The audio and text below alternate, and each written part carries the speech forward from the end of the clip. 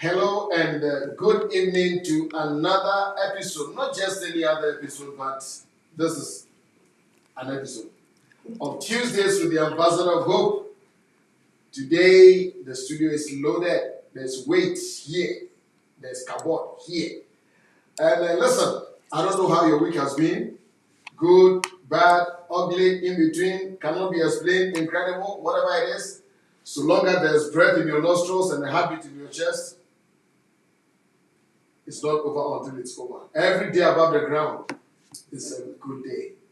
I'm here tonight with, tell us your name. Well, good evening again. Good evening again. My name is Mary. Welcome, welcome.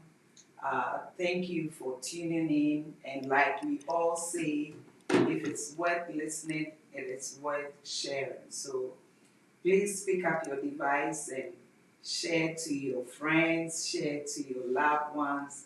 It's a form of, evangelism. And I don't know, I believe that tonight's episode will bring hope to somebody. So pick up your device and share. Well, don't take it like it's a suggestion. It's a chilling command, thinly veiled threat. So you better pick it up. But on a very serious note, so good to have you here. Please share, pick up your device, like you said, share. Today we're going to have a conversation, and then we're going to field some questions from you. I know sometimes people really want to find out a few things about us, and like the topic says, behind the scenes, you're going to know it. We're going to do a lot of work from this, the making of the Ambassador of Hope. So much here. And listen, if you don't have a copy, you are missing out. Buy one, you don't get one free. Buy one, give somebody else another copy, and it's going to be a blessing. So please, let's do that. Remember, we are live on Facebook, the Ambassador of Hope, and we are live on YouTube as Frank Ofosu-Appiah Official. Subscribe to our pages, like the thing, follow us so that you can, with all the algorithms that are going around, sometimes people say, oh, we used to get it, but we don't get it anymore. Let us do that. I'm sure we're going to have some fun. Behind the scenes. Are you excited about behind the scenes? I am, because when we say behind the scenes, there are some things that go on behind the scenes that most people are not privy to. All they see is the finished work, as it were. For example, if you go to a restaurant and you put in your order, you don't know what happens behind the scenes. You don't know what happens. All you see is a beautiful, sumptuous, nice meal set before you. But if we were to go to the kitchen, we'll see something different. Wow. So a lot of things happens behind the scenes. Well, did you hear that? A lot of things happen behind the scenes. Let me welcome a few people whilst you are sharing. Please get yourself ready. It's going to be awesome. I can feel it. And whatever questions that come up, please let's do that. Remember, we have just about 50 minutes to do this. Many times it's just as we are about to leave that the questions start flooding in. So please, this is your window. This is your window. So do that. Pastor David, Tennessee, God bless you. Music City, my one and only Joe Bando. Joe, God bless you so much. Joyce, thankful for Lemo. Joyce, good evening to you. Wise Jamaica. Wise, I hope you're well. I hope my daughter is doing well. Well, Samuel Wagner Select says that behind the scenes, please share. That is a command. Share. Says you're ready to learn. Emma Ronnie, good evening to you, daughter. Let's do that. Juliana and Julie, good evening to you. But question, I like your uppercase writing, the one and only uppercase. Anytime there's a lot of uppercase, you know where it's coming from. So, but I'll spare you. The one and only Ambassador, all the way from the land of 10,000 lakes, Pastor Richard. God bless you, Pastor Richard. We have, hey, Missy, Louisa, good evening to you. Nanda Morrison is in the house. Gloria, yes, you're waiting to hear what God has for you. Yeah, I think God has some word for you. It's nothing but hope. It's nothing but encouragement. Chief Justice, you are here. Leonard, God bless you. Collins, good evening to you. All the way from Doncaster in the United Kingdom, Apostle Kingsley, God bless you. Eric is in the house. Eric Afraid, good evening. Tina Babes, good evening. Nunes Musa, Carolina Cledwell, Ajwa, I hope you are doing well. Kedin, God bless you, my daughter. Oh, wow. A whole lot of family members, you are here. Hey, Kojo Buchacho, Zobelo, Pencil, the Fira, good evening to you. Good evening to the one and only from the heart of the Bronx, Pastor Felix Juvency of Lincoln. Good evening to everybody. Yes, I knew you would be here. Rams, I got your text. I'll get back to you on that. But everything is going to be all right. And a whole lot. Yes, a whole lot. Yeah, I'm checking out the YouTube. If you want to check them out, you want to give them a shout out, you can see them there or not. Well, we have Margaret here. God bless. Yes, this is Kusnia. That is, listen, Kusnia Abrevi has opened, is just about to get into a brand new, you want to tell them about it? It's going to be awesome. Well, mommy says I should wait, so I'm waiting. So, my precious name, welcome. Thank you, Nicholas. God bless you. Man of God, Elizabeth, good evening to you too. I'm up on good evening to you. Wow.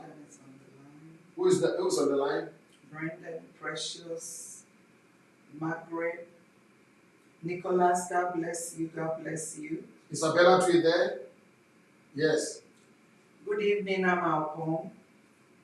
And your daughter, Evangelist Josephine, all the way from down under Sydney, Australia. She's in the house. God bless you, daughter. And good evening, Comfort, Yamua, God bless you. And Zandra. But you know, Comfort has got this cool dog with a cool name. Man, and I mean, I think Comfort's dog thinks that it's human. The way she dresses him, her hair, oh wow. But let me tell you something. What informed behind the scenes? You know, this is my latest book. It's a little bit about part of my life, not everything, but things that really must be out there. I try to share as much as possible, open book, for you to get to know. Sometimes, yesterday I said in our chat that a lot of times people know our gifts, but they don't know our real you. And today's episode behind the scenes is this that I want to share, is that one of the things that people don't realize is that behind every powerful story, there is a backside that we don't often see, and because of that, we don't appreciate. Truth of the matter is that there's a backside to every accomplishment. In fact, life, we talk about seasons, 4 seasons, you know, weather, summer, you know, all those things. Where I was born, there are 2 seasons, hot and very hot. And there are other things. But I see that in our lives, there are some 2 major seasons. Seasons of inner renewal. That is when things die, like trees die. Right now, it's summer. Yesterday was the first day of summer officially. And you can see the vegetation, everything has turned green. Our grass is beautiful. A few months back, everything was dead. That is, they were renewing themselves on the inside without anybody knowing. But then there's the season of outer accomplishment. That is where people clap and everything. But please listen to me. Every accomplishment comes with a backside. Many times we get carried away with the front side, we applaud, but we don't appreciate the power of the backside behind the scenes. Every blessing that you see today came out of a burden you didn't see. Never forget that. Every blessing you see today. Look at our quintessential leader, Paul the Apostle. He had abundance of visions and revelations. And then God sent him a gift, a thorn in the flesh, a messenger of Satan. He prayed.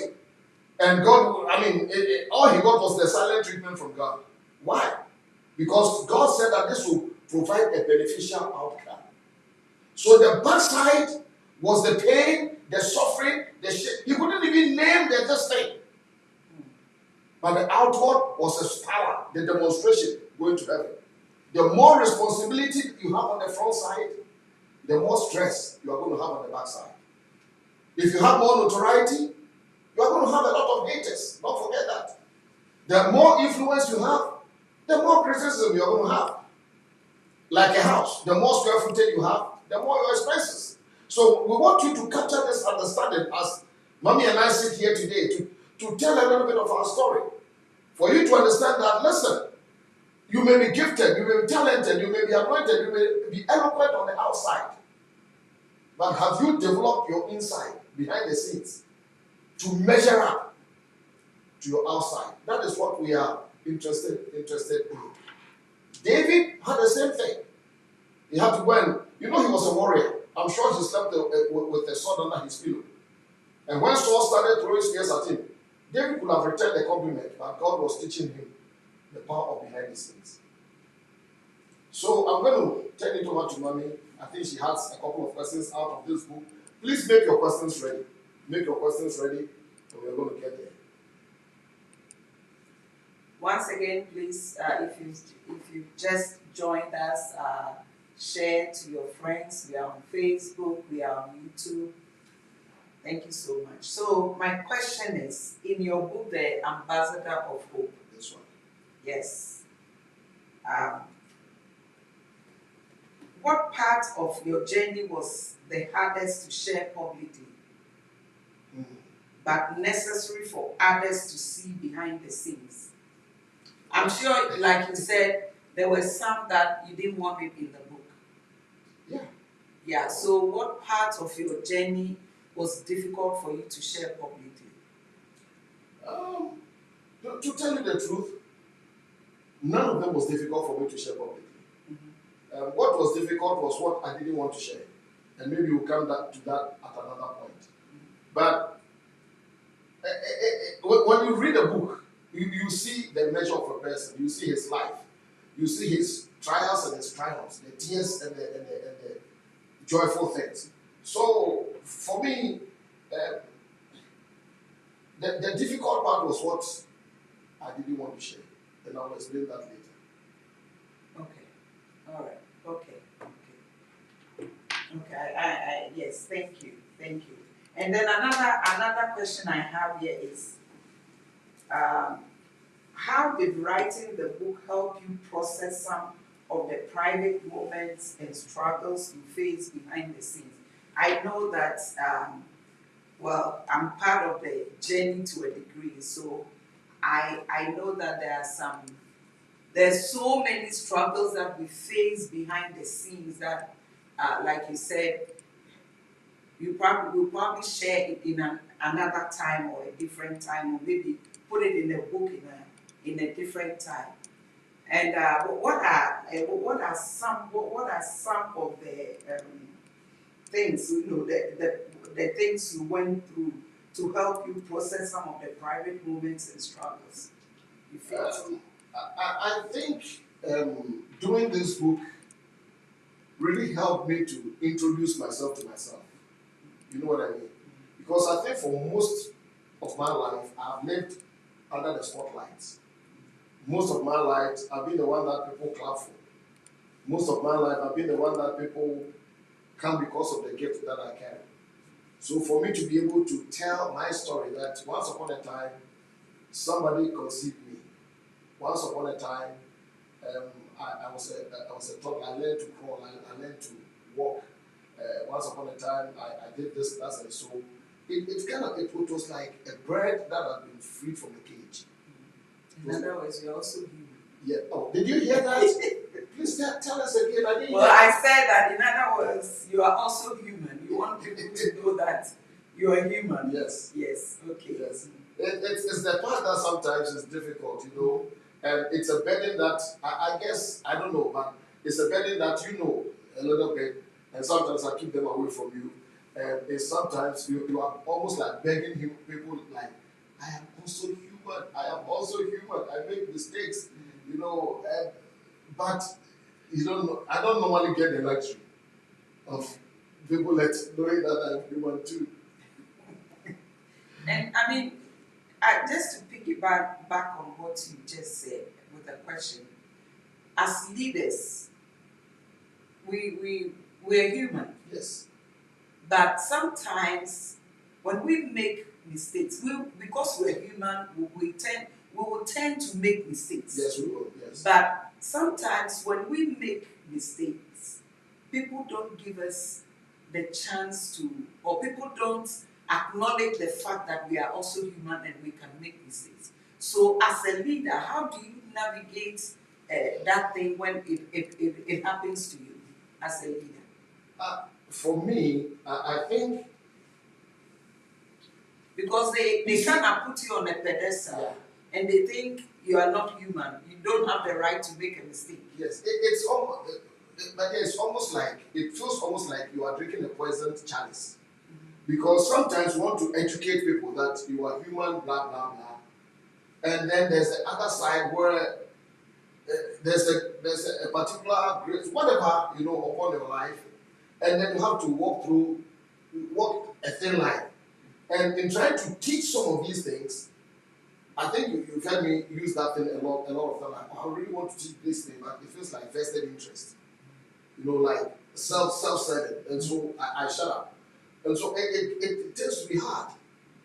Sometimes the grace that we give to people will not get the same grace back. And I'm not speaking just for myself. For every leader who leads people, you will admit that sometimes it's hard for people to give you grace because they placed you up there, especially from our culture that we come from, and it makes it really tight. Please get your questions. Solomon Mauso, God bless you. My one and only Dr. Ura Kwame from Paul, also Penny, God richly bless you. Thank you. Phoebe is in the house. George Antai, Nana George, good evening. Esther Kungazuri, good evening to you. Emma, wow. Let's go ahead. Listen, bring your questions. Once the questions come in, they'll just shoot the questions out there, and then we will talk about whatever you do. Please get this book. It tells a lot about my story, and you find some very interesting stories here. In fact, you see me my first ever photographs. You see them, me learning to sit. They are all here. A lot of photos with me with the afro. I used to have an afro, and I used to wear slim fit shirts and all these things. They are in here. So please make sure, I think 16 or 18 pages, they are in here. Yes, let's do that. Yeah, any question? Do we have any question come up? Any question? I have a question. Okay. It says that what would you say to someone who feels invisible while doing the behind the scenes work? Well, I think, you see, now everybody listen, I'm going to say this. I don't profess to know God so much, but I've worked with him a little bit over the years, and I realized that some patterns about God. In fact, you saw the other day, I had planned a new book, chapters called Patterns, and I'm putting, and I realized that God works according to patterns. And one of the things that I see is that God is madly in love with obscurity, but we tend to get madly in love with popularity. God is often madly in love with obscurity. It's to the glory of a king to conceal a matter, of God, of the Lord to conceal a matter. He will conceal himself. Many times he shows us himself in obscure places. That is why sometimes we miss the supernatural. Because we think it must always be spectacular. That if it is not rocks like Elijah's experience in the cave, fire, thunder, blood, then God must not be in it. But that is what I have learned. So if you are in obscurity now, I think it said Luke 1 and 7 that John the Baptizer, he was in the wilderness until his manifestation to Israel. Moses was hidden for about 40 years in the wilderness before he was shown. For 30 years, we never heard about Jesus, as it were. The first time he tried to do ministry in the temple, his mother shut him down. And for 17 years, he didn't do the thing again. So, if you are not being seen, there's a time. And listen to me, if you really want to be known, God will make sure you are known. And you find out that you don't want to be known. So that is my question. Do we have any questions? Yes. Sometimes I also feel like it's your preparation time. Okay. You might think, yes, you want to be seen like you said. But whilst working behind the scene is your preparation time. God is preparing you for what he has prepared for you. Say it again. God is preparing you for what he has prepared for you. I like that. Don't forget. Highlights. Working behind the scenes is preparing you, preparing your character, preparing what he has deposited on the inside of you. But you see, sometimes you might think you are ready, but you are not ready. So in your behind the scenes, when you feel like you are behind the scenes, know that sometimes God is preparing you because your time may not be right yet. You know, just what they talk about, maybe you think you're ready or not ready. In Acts chapter 7, Stephen was put before the Sanhedrin. And he was speaking, and he made a very important, I don't know if it's Acts 7 20 something. He said that Moses went out to look at his people. And he said, supposing that they would understand him You know, when he murdered, he supposed that, but they did not understand him. And that is why he had made a mistake, and for 40 years he had to go. So sometimes your time is just not up. Don't forget that. Your last day could be your greatest days. 3 months of doing what God called you to do can outlive 30 years of when He hasn't really prepared you. So don't forget that. It's very important that you get that. Any questions? Do we have a question? There's a question there. Is there any lesson you would like readers to glean from the book? What would, if there is any lesson you would like the readers to glean from the book, what would it be? Nadia, if I told you there's any one lesson, I'll be lying to my granddaughter. From the first scratch of my pen to the last period of my pen, and I said, work done. Every one thing in here is a lesson.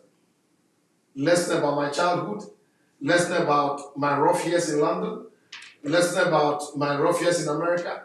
I mean, so just read the book. Just read the book. The only thing this book doesn't like is to be bought and not read. The book will not be happy with you at all, Nadia. So that is the thing. That is the thing.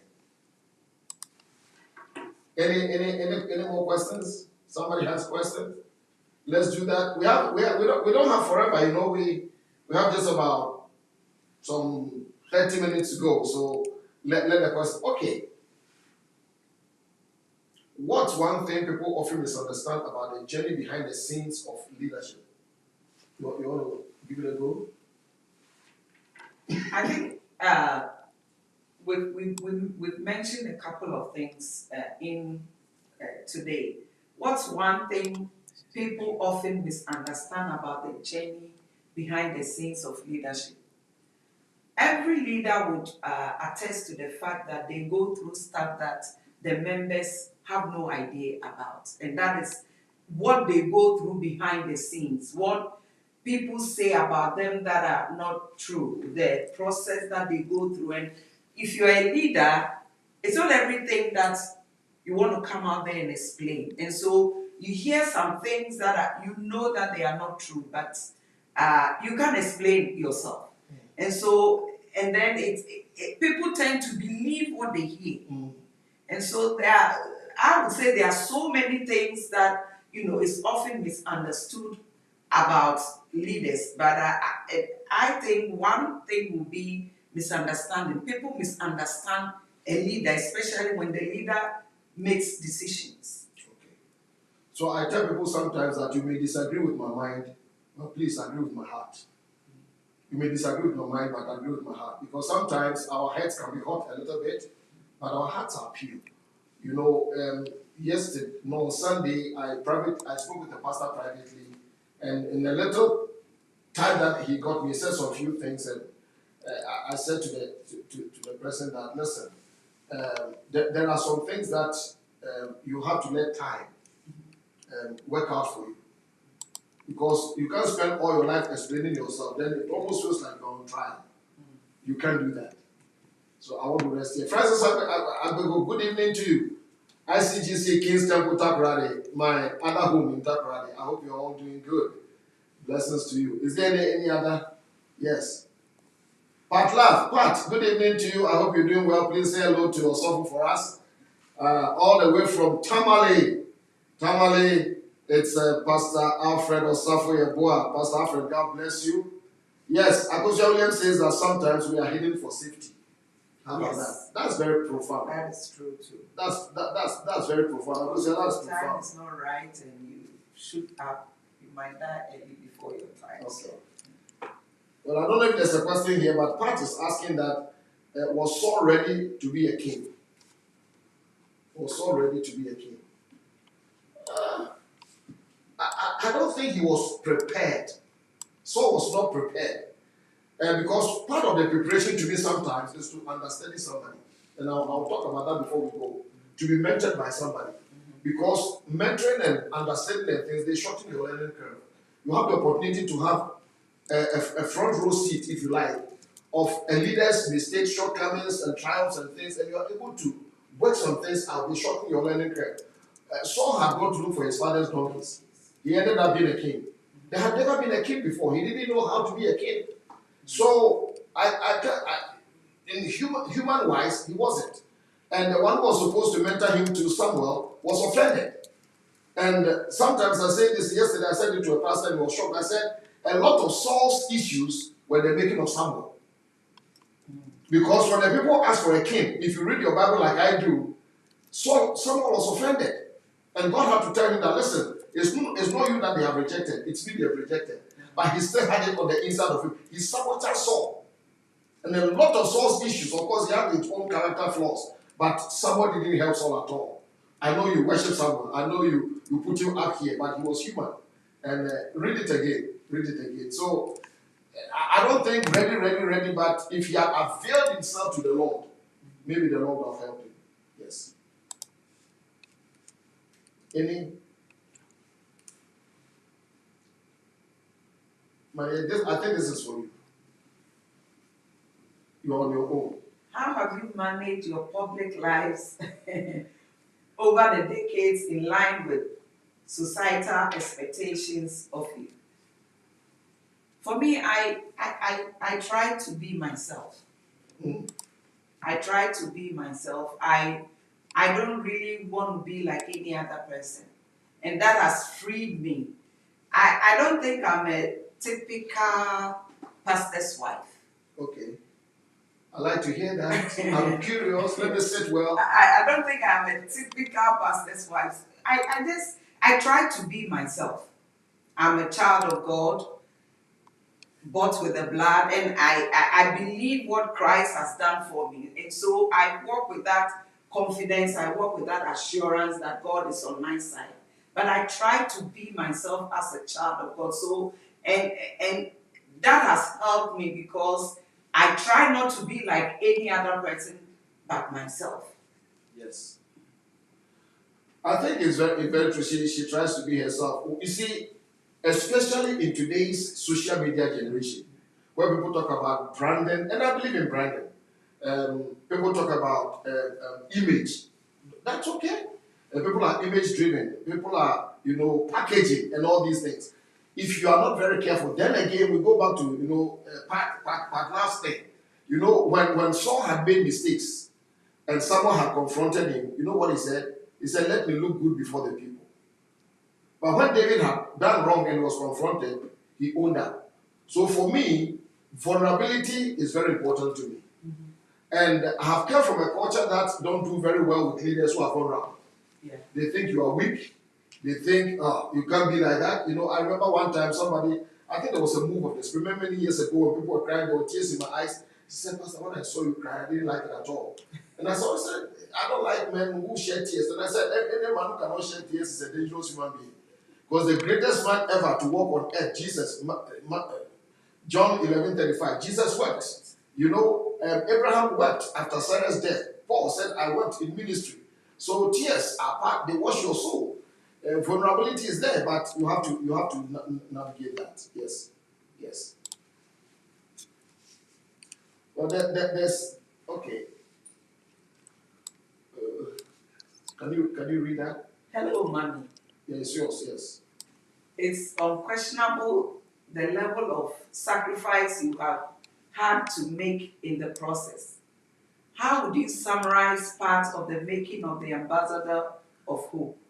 Did you see the future? Did you feel appreciated in the process? Yes, I felt appreciated in the process, and I saw the future of the ambassador of hope. When I mean, we you all know that we've been married for over 40 years. I think 43. Well, we may Almost remember. I 43. don't remember. Yeah, and when we got married, he wasn't like this. How was I? But I knew that his future would be bright. Yeah. I saw his future, and so I had to, follow or help him, bring that vision, bring that mission come to pass. And for me, that is what when you get your helpmate as a man, when you get your helpmate, part of it is your helpmate helps you bring the purpose and the plans that you have come to pass. So I saw the vision that he has. I saw the vision that he had at first, and I helped him along the way. And we all know that in life, you go as far as your team, not as far as your dream. I don't know. That. I love that. I love that. I like that in life, we go as far as our team, not as far as our dream. I know that a lot of people had dreams, a lot of people had good dreams, but the people on their team didn't help, bring the dream come to pass. So I saw the the vision that he had, even though it was, and we all know that when God gives us the vision, he doesn't bring the whole thing come to pass in one day, or we don't see the vision all at once. If you are able to take one or two steps on the staircase, it's yet for, yes, just like he said, although the vision is yet for an appointed time. But I believe that every time God shows you a little bit of the dream, a little bit of the vision that he has for you, and it's up to you to be obedient to it, even though you might not see the whole staircase. So I saw it, and I believe that I'm 100% part of it. Yes. I don't know what would have happened to his dream, though, if he hadn't picked me. Did you hear that? She has to give me an offer. But it's so true. Do we see, I think Nana Morrison has an interesting question. I don't know if yes. It says that in the book, I started the first church, which Howard Promenade East Peckham. But following ministry for a while. But also following ministry for a while, you said that you had no mentors and did most of the things with the wisdom you have from God. Yes, it's true. Based on that, you said you made some mistakes. Please, as you look back, do you think starting the church early helped you grow? If not, can you give us some lessons you learned? Honestly, a lot of people thought that I grew a church, but the church grew me. Sometimes I want to grow a church. Let me tell you, a church will grow you. And for me, some of the lessons was I learned lessons. I was. Let me be. This is self-vulnerability. I was naive. I haven't even gotten out of it completely. I guess because of my upbringing, the family I was raised in, I was like so trusting over trusting. And the first time I had lived with any other group of people except who were not Ofosu-Appiah was when I was in London. So it looks like a little bit of my life was sheltered. And it was this close-knit, me and my sisters, we lied for each other, we covered for each other, we did everything, we were so close and we trusted. We trusted. And I carried the same thing with me to Europe. And I lived with different people. Oh my, maybe. But yeah, so that thing grew me. My redeeming factor for which I'm eternally grateful to God was that in it all, I didn't find room in my heart to be better. I didn't find room in my heart. I guess it's just the grace of God. Because maybe I could have been better with permission, but I didn't. And here I sit today. So Nana, that's a little bit. And we all know that bitterness doesn't really help. So it helped that, like you said, you were not bitter. Yeah. And so if you are listening to us and you've been through stuff, you've made a lot of mistakes, you trusted people and they didn't come through for you. We want to encourage you not to be bitter, because you've heard the ambassador of hope say it several times that bitterness is like poison. You drink it and you expect the other person to die, but don't drink the poison of bitterness. Just let go, learn from it, and move on. Thank you. Any more questions? Well, this must be for you, or me. As the ambassador of hope. It's Nana asking, so maybe it's for you, your daughter. Nana says, as the ambassador of hope, how did you actively manage ministry as a father, and husband, with your growing family and young children? I think. Let me just say this. I think I've been incredibly fortunate. incredibly fortunate with the family that God gave to me. I don't know if I deserve, they deserve me or something. Because right from the get-go, in my 20s, I was like being drawn all over the place. I guess it's part of the reason why I didn't even really get mentors, because people that I tried for them to mentor me ended up using my gift. And so, there are, I can't really explain how I was able to make this. I can't give you, maybe you can, but I've been incredibly fortunate. The only thing is that when I'm home, I'm very home. When I'm home, I'm home. And I make sure we never turn our home into an extension of church. So we made home a sanctuary. We made home a resting place. There was, in our home, nothing was off the table, so that our kids would be kids. You know, they come in like yesterday, grandkids, whatever. Hey, run around, cut things, no speaking in tongues or whatever it is. So it really helped. And then mommy's work, intentionality. As we grew, I became intentional in some things. Like I said, once I come back from travels or whatever, I'm very home. And that's the thing. So maybe Nana, if that will help. Yeah, so Nana, I think you have to be intentional. If you are home, you are very home, like he said. Yeah, you have to be intentional with the kids. Other than that, you might get distracted with ministry. I think Alfredo Safi, okay, after this one, then Alfredo Safi wants question, okay? I need this one to ask a question. Maybe you started in that this book is a reflection over your life journey to date. Asking that journey, are there things you found difficult to teach or communicate to people as a pastor or leader? Yeah. Sometimes for people to see things from my point of view, and I think my culture has spoken a lot into my leadership, the people that I lead. And I've tried, and even her, sometimes, you know, she feels that some type of my leadership is not very good for the culture that I lead. But I always tell her that it's something, a vision that I saw. Because I'm coming from a culture that people are led with are led guns and things. And I didn't like that. I wasn't raised like that. And I felt that we can lead people in a different direction where people would see things and act. It's been a long one. Trying to communicate, it gets tiring, but maybe till I draw my last breath, I'll keep doing that. This question is from all the way from Tamale. Pastor Affe says, Daddy, how do you handle the pain of losing the leaders you have trained and invested your life in when they leave you? Anybody leaving you is not the happiest prospect. Even if, please, I use these words respectfully, without, even if quote unquote the people will consider troublesome or bad, leave us because of influence. It does something in you, but it's even more painful when you have poured your life into them. But one of the things that I've always said to myself is that nobody belongs to me.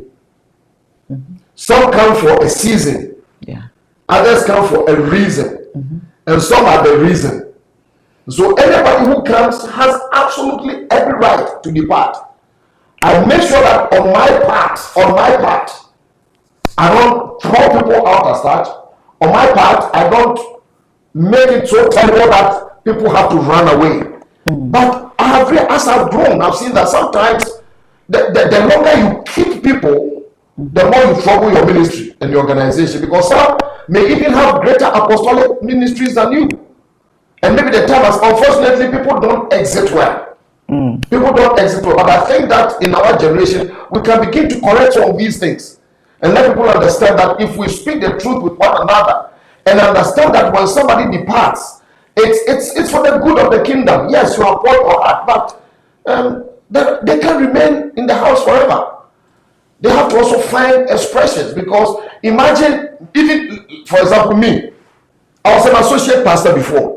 And imagine if I remained that, well, I don't know what would have happened, but of course I didn't break out. I didn't break away. I didn't break up. I didn't rebel. No, I traveled, and that was then. I still have a very good relationship with my former church. You know, I walk in anytime I want, and just misbehave because that's so. I tell them that I never left. I'm still a member, and that kind of stuff. So you just make sure that every exit is honorable, so that the kingdom will expand. Unfortunately, there's too much attrition in this thing. It may hurt. It may hurt. It may hurt, but have a big heart to learn to let go. Because sometimes if you don't let go too, the blessings might not come to you. So Yeah. This question is from this man. You see this man? You see him? Okay. He says, did preaching come to you naturally?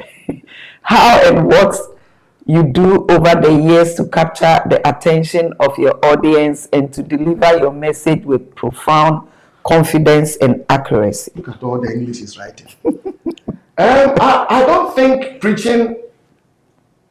Okay, preaching didn't come to me naturally, and even now, she will tell you. Can you tell them a little bit how I prepare?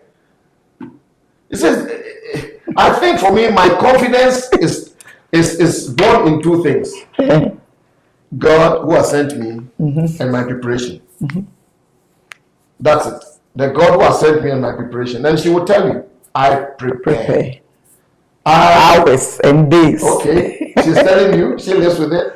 Hours and days. I prepare, I read, I pray, I meditate, I preach it to myself, I walk about. She knows it. Sometimes I sit in the car, go sit in our park, preach it to myself, walk around the car, talk like a madman. And I hold it became a skill. It became a skill. You can be talented, but your talent is not enough. When you hold it, then it becomes a skill. And so I think that is what it has become. And the confidence is not in me, but in Christ. Every day before I get up to speak anywhere, there's a little bit of apprehension on the inside of me. Yes, especially to not say things that will grieve people and the Holy Spirit of God. And every day I've come home, there's a tinge of regret. Maybe I should have said this. Maybe because I mark myself very high. So if that will help. Well, the question, that's another one. You see, this another one. Should we have mercy on him? Okay. How did you find the balance between believing in people but also being betrayed? This is simple. I learned early enough that betrayal is inevitable. Betrayal is inevitable, but bitterness is a choice. Yeah. Betrayal is what people will do to you. Bitterness is what you do to yourself. So I made up my mind that no matter how many times I may have been betrayed, I still believe in humanity. And I determined that I will not punish the good people of my today by the bad people of my yesterday. Sometimes I learned with hindsight that there are people that we thought had betrayed us that were truly helping us. That sometimes somebody can do that even out of just weakness, a moment of weakness, and they do things. Of course, there are interesting people there. Paul says that, unreasonable and wicked people. But I realize that I give people a chance. And I realize that when people do these things to me, God will always bring people to compensate. And they compensate very well. And you are one of them. Thank you for who you are, Steve. Thank you. You and Monica. Thank you very, very much for the wonderful human beings that you are. To tell you the truth, Mom and I always look forward to coming to visit. Because you give us a safe place. There are some places you go, please don't, and again, don't get us wrong. There are places that you go to, they've invited you and things, and you consider it's like, let me just go do this assignment and I get out. But there are other places that you really look forward to because it's family. Even when they drop you off at the airport, you kind of feel sad because you feel it. It's a good time. You laugh. And thank you for creating that safe place for Mommy and I. God bless you, Steve. Until Jesus comes again. Anything? Do we have any more questions? I think the questions are finished. Mom, you have a question? yeah, I have. Let me see. Yes, I have a I saw you question. typing a whole lot of them. Okay, I have a question. Go ahead. How do you discern when it's time to be still behind the scenes versus when it's time to step forward? I think that is where maybe mentors, coaches, fathers, mothers come in to guide you to that place. Normally we don't do scriptures and things, but is it in First Samuel chapter 3? Samuel, the Bible said that the boy Samuel was in the temple and he was helping Eli. He was ministering before the Lord, wearing a linen ephod. He was a priest, more or less. But verse number 7 says that, and Samuel did not yet know the Lord. Wow. Which means there are some dimensions of service and God. He knew service, he didn't know the God of the service. And there are many people like that. So behind the scenes, I think that God processes us not just to know what to do, but the God who has sent you. Mark 16 says, and the Lord worked with them. Many of us think we are working for God, but the Lord works with us as we go. And when God spoke and called Samuel, it took Eli to let you know that God is calling you. God is calling you. And unfortunately, his first prophetic ministry was a judgment to the man who had raised him that something was going to happen. So mentors help you, and you will know there will be a level of restlessness. But be very careful that self-ambition doesn't become a voice louder than the calling of God. Pastor Richard asked a question here. I think it's for you, mommy. Again? Yeah, it's Papa and mommy, but it's for you. How do you find time to enjoy the things you like without feeling guilty because of the enormity of the work? You have to answer this question. Well, I think like we just talked about, you have to be intentional. Other than that, you would never find time to enjoy the things you like. In everything, you have to be intentional that, listen, maybe Mondays are my free time, so make time during every Mondays to do something that we enjoy. So it's all about intentionality, because we live in an age where a lot of things vie for our attention. So if you are not intentional, you won't have time to rest. If you are not intentional, you won't even have time for your family. Okay. So you have to be intentional. So it's all about intentionality. Make time. You have to make it. Nobody can do it for you. People can tell you, Papa, oh, Mommy, you are tired, you need to get some rest. But that is where it ends. You have to make the time for it. Okay. And guys, just wait. Wait. I tell people that, listen, you have to learn to enjoy your life without feeling. So long as it's not illegal, it's not unscriptural, it is not unethical, enjoy yourself. I think you haven't done YouTube, but there are a lot of questions on YouTube. So for the next few minutes, let's look at this. Nicholas asked a question. Well, Steve Aite asked a question. Premature exposure can kill many potential, which is very true. Why do so many people expect breakthroughs, testimonies, next level promotions, and materialistic things without considering the behind the scenes experiences you have to go through to receive them? Nicole, I think one of the reasons is because we who have attained a certain level of notoriety, we don't teach people. Yeah. You remember Bishop one time said to me that Frank, you'll be lying to your people. Do you remember that? I do. Yes, and out of that, I preached a message. I'm going to take my shirt off and show you my scars. My mentor, one time, I think Mommy and I were there, he said to me, Frank, you'll be lying to your people. And I said, me lie?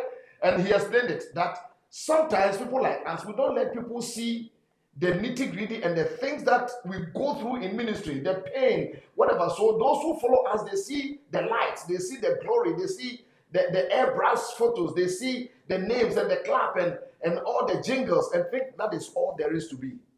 And so sometimes, and I apologize for that, we don't teach it. But I have taken up my time occasionally to tell this as it is, because at this stage of our lives, I think we must begin to really open up and let make it look like everything is okay. Yes, but it is not so. It's not so. Yes. Yeah. Veronica, your daughter Veronica Bemba says, how's Pastor Frank Noman? How can leaders support other leaders? Ask, what can I do to help? Yes, you have to ask. If you need help, you should let somebody know. And that is why, we put together these meetings. For example, ISI and all those things. Leaders come in and they support other leaders. Yeah. Pastor Steve asked this question again, that we need teachings in our churches on the way and grace of exits, how to depart with and in honor. Yes, we talk about exit protocols. I think we haven't taught it in a very long time. I tell people that whenever you exit a place and you exit in anger, regardless of anything, you haven't exited well. I'm saying that because we are Christians. Yeah. The Holy Spirit speaks to us. I think there's a scripture that says you shall be led forth in peace. Isaiah chapter 55. It says that for you shall be led forth in peace. And you shall go out in peace and be led forth in joy. And the mountains and the hills shall clap. So anytime you live without peace and joy, you are not doing well. Sometimes it's a test. It could be nasty. It could be spear throwing in the temple, in the palace. And you everybody's time comes. Everybody's exit, but exit well. Like I told you, wherever I've been an associate, whatever, I go back because I exited well. I didn't exit in anger. Well, Uncle Charles says, how true is the statement that in ministry some people are staircases, that is permanent fixtures, while others are scaffolding, that is temporary fixtures.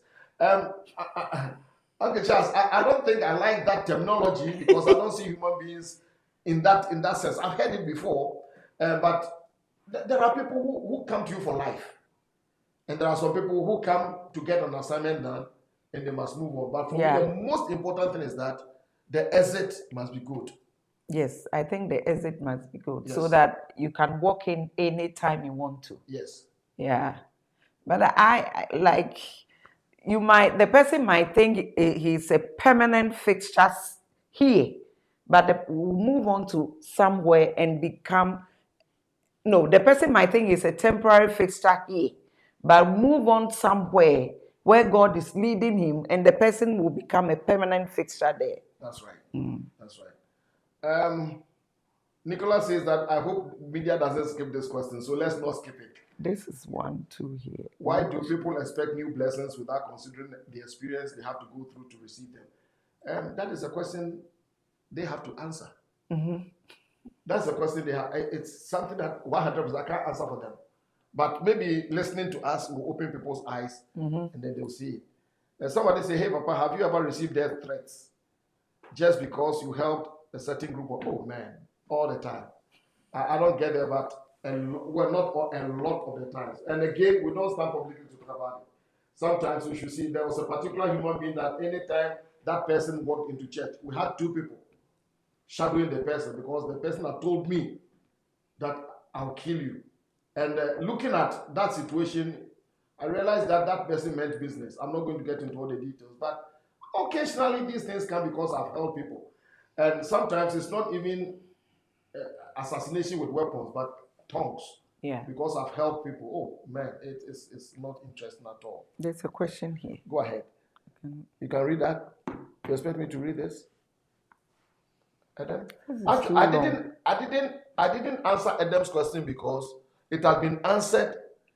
Or maybe he got on No, late. no, it came. I saw it, but at that time that it came, we're answering that same question about expectations. Oh, okay. So that is why. So Adam, I think the question has been answered. That is why I didn't ignore you, but that is how it was. Yes. Listen, we've got 1 more minute. 1 more minute. Let's pick up a last one. The last one, then we'll see how it goes. Last one. Anybody? Last one. Okay. Okay, I think we've seen this. Mommy, you know what? Can you talk to people a little bit?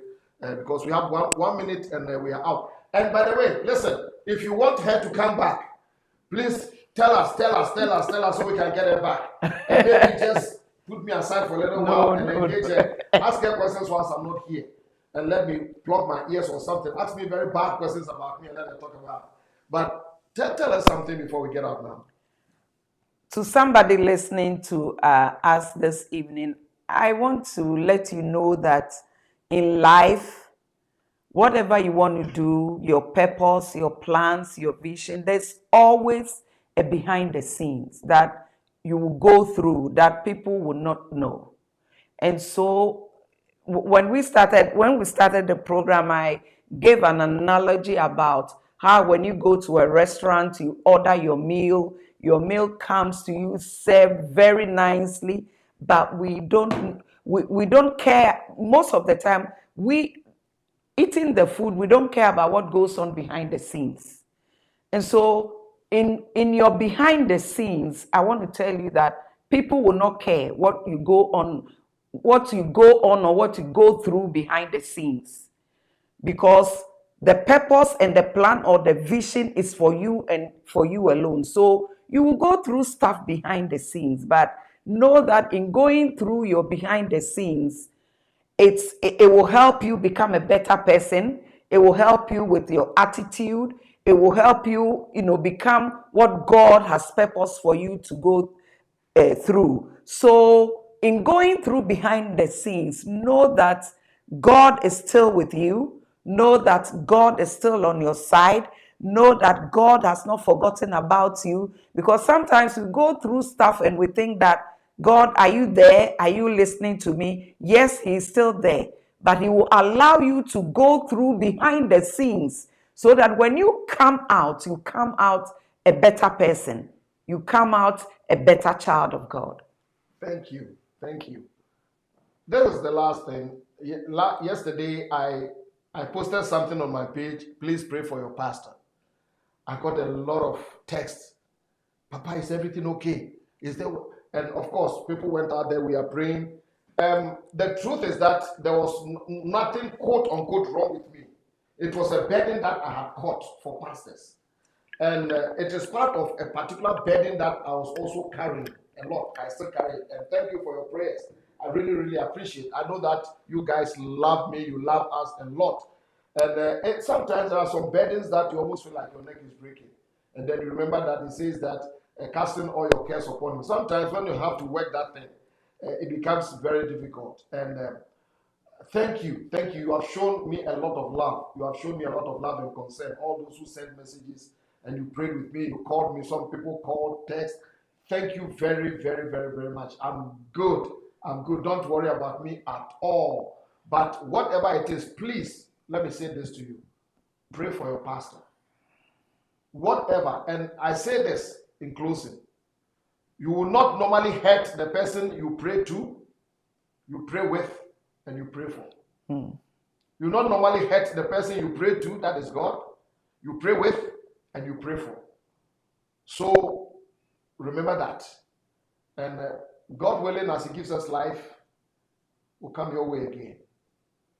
If you are in the New Jersey, New York area, whether you have life or you don't have life, make sure that you go to All Nations Church in New Jersey Maximize Conference 2025. You don't want to miss it.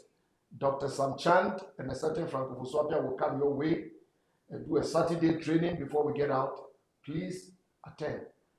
Please keep praying for us that we may be delivered from wicked and unreasonable people, for not all people have hope. Mommy wanted to say something. Say it for me. If you are in the Accra area. Oh, yes. And yes. That's for another time. Okay. They'll forget too quickly, so let's hold on. Yeah. Who's that? Yes, next 2 weeks will be I Advance in Worcester, Massachusetts. We'll put that one on our program next week so that people don't forget. But listen, if you're a pastor, bring your members, because what I'm going to teach this time in New Jersey, it's for people who are visionaries and those that run with a vision. That's for business, for life, for marriage. It's very interesting. You don't want to miss it. I'm going to bring out a whole lot of new things. So whatever I do, God bless you. Did you say something? Yes. So mommy is whispering, pray for them. I think I need your prayer more than you need my prayer. But Father, thank you for everybody listening. I ask your blessing upon people. Father, remove burdens that are on people's shoulders. Give peace to people's hearts. Give health to the sick. Give renewed vision to the one who has given up. I pray to the one that is hurting terribly. Be their healer. Stretch forth your hands and touch them. And for people who are looking for breakthroughs, next levels, whatever it is, Father, open doors. I'm asking for help, good help, for everyone that needs help from people. Lord, you are the help, but you help us through people. Do it and let your name be glorified. Tonight, let your people sleep well. In the name of Jesus Christ of Nazareth. Amen and amen. Amen. All that remains for me to say is, have a very good evening. We love you. God bless you. See you same time next week. Bye-bye.